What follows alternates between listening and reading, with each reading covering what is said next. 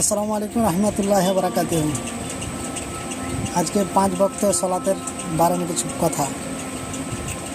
যারা সলাত আদায় করো এবং নামাজ পড়ো, কি নামাজ পড়ছো কিন্তু 5 পয়সা মূল্য নাই, 5 পয়সা দাম দাও না, তোমার ইচ্ছে মতো নামাজ পড়ছো।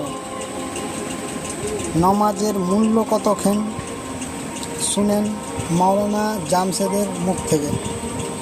কত টাকার মালিক হয়েছে তুমি নামাজের কাফারা দিবা, যেখানে সুন্নত 2 রাকাতের মূল্য পুরো পৃথিবীর সমস্ত সম্পদ বিক্রি করে যদি একটা স্বর্ণ কিনা হয়, ওই স্বর্ণকে যদি, এটা আমি ব্যাখ্যা দিচ্ছি বুঝার জন্য সহজ, ওই স্বর্ণকে যদি এক পাল্লা রাখা হয় আর ফজরের 2 রাকাত সুন্নতকে যদি এক পাল্লা রাখা হয়, ফজরের 2 রাকাত সুন্নত ভারী।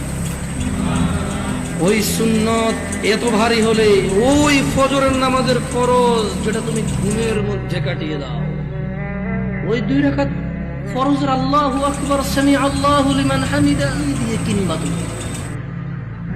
কি কয় টাকার মালিক হয়েছে? তো ভাইরা, তোমরা ভিডিওটাকে বেশি বেশি শেয়ার করো।